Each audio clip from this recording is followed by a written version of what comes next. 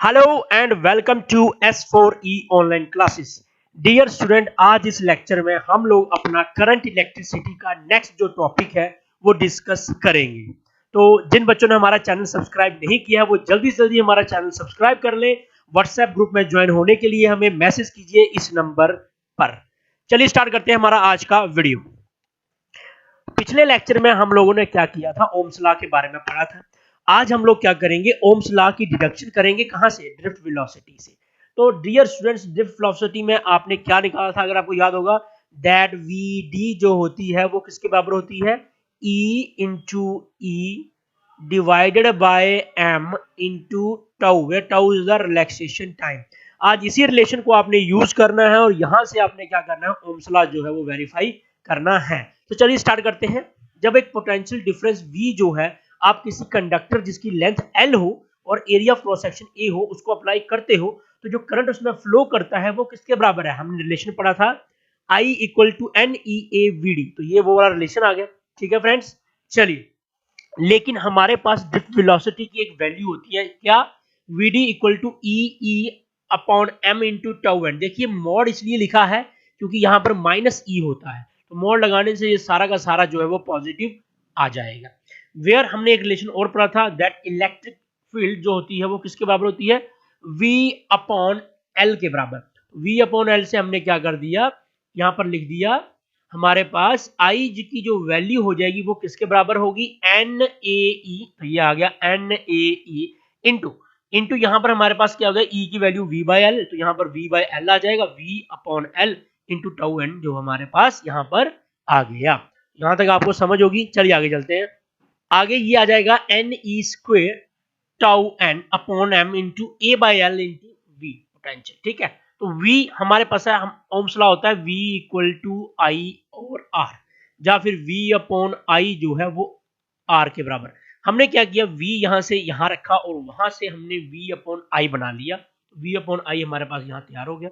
जो चीजें बची, ये M इधर चला गया और ये नीचे आ गया, तो यहां हो जाएगा M upon N E square tau N dot L E. पहले A अपॉन L था, अब L अपॉन A हो गया। ठीक है, अगर आप फिजिकल कंडीशन चेंज नहीं करते हो, ठीक है, यहाँ अनचेंज्ड आएगा, तो all terms on the right hand side जो है वो सारी की सारी क्या बन जाएंगी?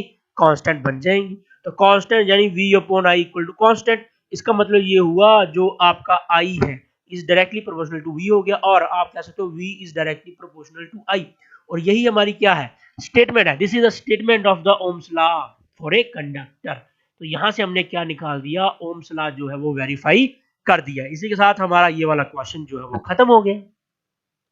नेक्स्ट टॉपिक हमारे पास है that what is a resistance. देखिए ओम्स लॉ से रेजिस्टेंस की जो है वो वेरिफिकेशन हो चुकी थी।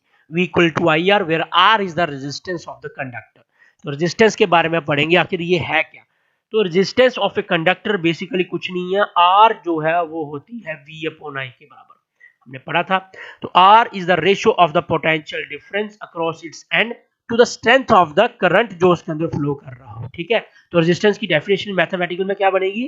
R equals to V upon I, और R equal to potential difference divided by current, यानी R equals to V by I।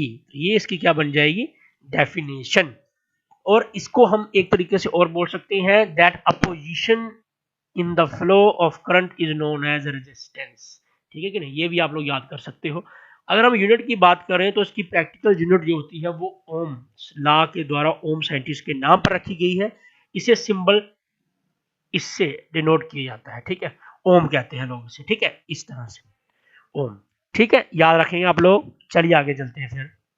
Now we have what are the various factor जिसके अंदर आपका रेजिस्टेंस डिपेंड करता है। देखिए रेजिस्टेंस की अगर मैं बात करूं, अगर आप, मैंने आपको शायद पहले लेक्चर में बताया था कि जितना लंबा आपका लेंथ होगी कंडक्टर की उतना ज्यादा रेजिस्टेंस होगा, क्योंकि यहाँ से जो फ्री इलेक्ट्रॉन्स होते हैं उनको ड्रिफ्ट करने में टाइम लग जाता है। तो इसीलिए यहाँ पर हम कहते हैं कि जो R जो है वो डायरेक्टली प्रोपोर्शनल टू लेंथ रहता है, हमेशा ये ऐसा ही रहेगा। जितनी ज्यादा लेंथ होगी उतनी वोल्टेज आपकी स्लो रहती है। अगर आप ऐसा मानो कि हमारे A पॉइंट पर ट्रांसफार्मर है कोई लगा हुआ, B पॉइंट पर उसने लाइट पहुंचानी है जो उससे 50 किलोमीटर दूर है, तो 50 किलोमीटर में आप लोग क्या करोगे, हालांकि इतना होता नहीं है, 50 किलोमीटर में आप लोगों क्या वायर बिछाओगे, और वायर से जो करंट निकलेगा, कुछ जो रेजिस्टेंस अपनी वायर का होगा वही करंट जो है वो खा लेगा। अगर आप बी पॉइंट पे वोल्टेज चेक करोगे तो ए के मुकाबले वहां पर कम होगी, क्योंकि कुछ जो करंट आपका है वो खा लेती है आपकी वायर। तो इसीलिए हमें ट्रांसफार्मर यूज करना पड़ता है वोल्टेज को स्टेप अप करने के लिए, ठीक है। तो R is directly proportional to L हो जाएगा। अगर हम क्रॉस सेक्शनल एरिया की बात करें, देखिए ये कुछ इस तरह से कंडक्टर है अगर गोल, तो दिस सरफेस, जो ये वाले सरफेस जो है, जिन्हें मैंने यहाँ पर आपको रेड कलर से शो कर रहा हूँ, तो ये जो सरफेस होते हैं इन्हें लोग बोलते हैं एरिया ऑफ क्रॉस सेक्शन।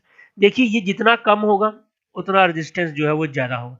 जितना ये खुला होगा, इलेक्ट्रॉन को खुला स्पेस मिलेगी आगे जाने के लिए, तो हम ऐसा बोल सकते हैं that resistance is inversely proportional to area, ठीक है कि नहीं। आप इन दोनों को कंबाइन करोगे तो यहाँ आ जाएगा आर जो है इक्वल्स टू, बिल्कुल सही, एल अपॉन ए, ठीक है, डायरेक्टली प्रोपोर्शनल बोल देंगे हम लोग ए, और जब साइन हटाएंगे तो बन जाएगा R equal to rho L by A, where rho जो है एक कांस्टेंट ऑफ प्रोपोर्शनैलिटी होता है और उसे लोग कहते हैं रेजिस्टिविटी। तो यहाँ से डेफिनेशन भी निकल जाती है रेजिस्टिविटी की, अगर आपने निकालनी हो तो।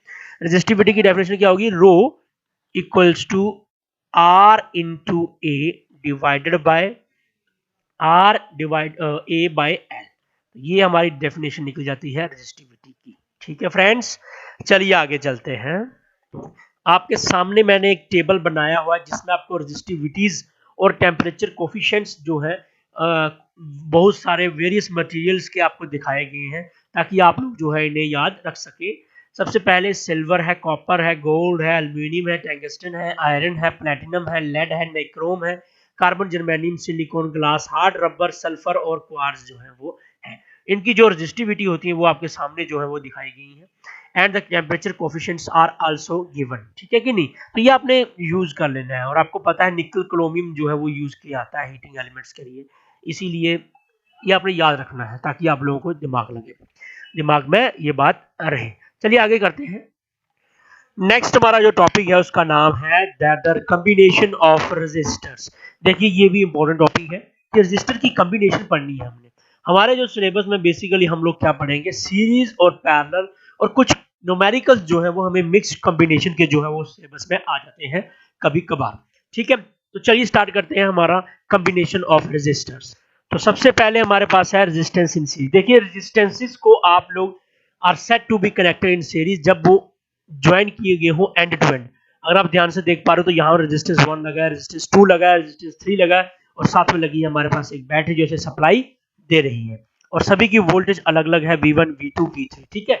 तो हमने ऐसा मान लिया कि I जो है वो करंट है जो कॉमन करंट इसके अंदर फ्लो कर रहा है, और लेट V1, V2 और V3 जो है वो पोटेंशियल डिफरेंसेस है जो उसके अक्रॉस इट्स एंड जो है वो लगे हुए हैं, ठीक है। आपके सामने लिखा हुआ R1, R2, R3 रेजिस्टेंस, तीन तरह के रेजिस्टेंस जो है वो लगे हुए हैं।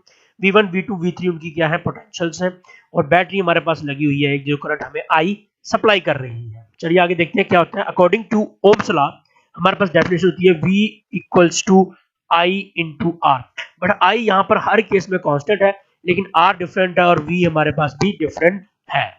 अगर रेजिस्टेंस इन पैरेलल की बात करें तो resistance are set to be connected in parallel अगर हर रजिस्टर उनमें से जो है वो टू गिवन पॉइंट जो जिस तरह से हमने सर्किट में लगाया है उस तरह से कनेक्टेड हो।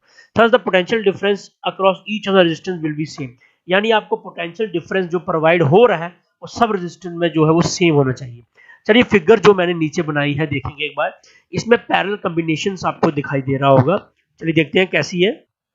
आपके सामने एक फिगर बनी हुई है, देखिए R1, R2, R3 तीन रेजिस्टर है, यहाँ पर सेम वोल्टेज जो है वो उसको मिल रही है across let I be the current जो उसके अंदर सप्लाई हो रहा है, जो कि टूट रहा है तीन पार्टों में, यहाँ जंक्शन ए से I1, I2, I3। तो हमारे पास वही सेम डेफिनेशन ओम्स लॉ की V equal to I R, लेकिन इस केस में क्या हो रहा है, करंट जो है वो आपका टूट रहा है, तो I इक्वल टू किसके बराबर होगा भाई, V अपॉन आर के।